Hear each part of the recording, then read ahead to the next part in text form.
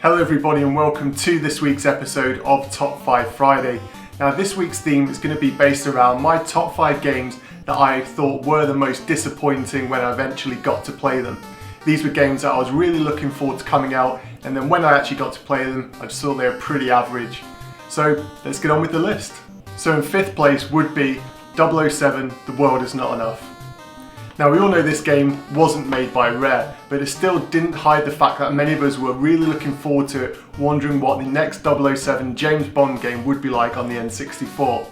Sadly, this game was made by EA, and whilst it's not a terrible game, it doesn't actually live anywhere near up to the hype and the love that GoldenEye got. This game was really disappointing for me, but it's one that I kind of was expecting. In at 4th place, I chose Jet Force Gemini. Now I know what you're all thinking, how did a Rare game end up on this list? Now Jet Force Gemini was a game that I was really looking forward to. I used to really like third-person shooters, and honestly from Rare I expected it to be a lot better. The problem that I found with this game is I found it to be a little bit confusing and also a little bit difficult to shoot some of the enemies. Actually now as an adult I really like the game, but as a young person I found it to be a little bit frustrating, and it didn't have that Rare magic touch that many of the other titles they made for the system did have. In at 3rd place, I chose Earthworm Jim 3D. Earthworm Jim 3D was an interesting game really.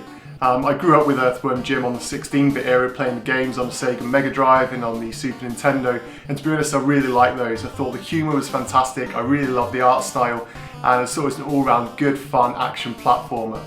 When I heard they were making Earthworm Jim 3D, I expected something fantastic, but what we were left with was a really disappointing game. The graphics were not up to par, the control method was not accurate enough, and to be honest the whole game was just a little bit uninspiring, and it lacked that magic that they had in the 16-bit era, and that's why this game finishes on number 3 on my list. And number 2 on my list is South Park Rally. Now if you've watched my channel for a while you'll know that I absolutely love kart racers, and also around that time it was when South Park was really at its peak. So when you put these two great concepts together, you should be left with an absolutely fantastic game that everyone on the N64 should have wanted to play, which they did, which is why this game sold pretty well, but when you actually play it, it is terrible. The driving system about having to find your own way around the courses and the maps, it just was completely horrible, it didn't work. The animations were not very good, the graphics were pretty messy.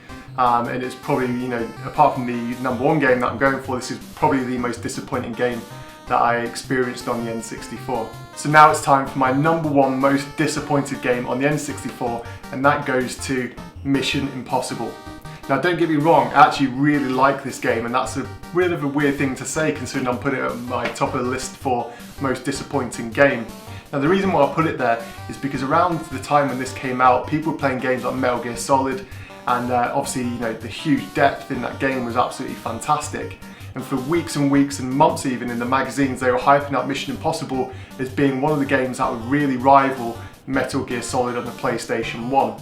Now the game got delayed quite a few times as they chopped and changed different elements in it, but what eventually came out was a good game, but because they had hyped it up so much and by this point we were all thinking it was going to beat Metal Gear Solid, it just simply didn't. It had some really cool and interesting concepts in there which I'm going to come to in a later review, hopefully in Season 2, which I'll be starting shortly. But this game was really disappointing despite having some absolutely fantastic ideas and concepts in there. It was a case of the game being rushed, I think, to bring it out because it had been delayed numerous times already. So what were your top 5 most disappointing Nintendo 64 games when you eventually got to play them? Let me know in the comments below. And as I said at the start of the video, if you've got a suggestion for next week's video, just leave a comment down below. Until next time, thanks for watching.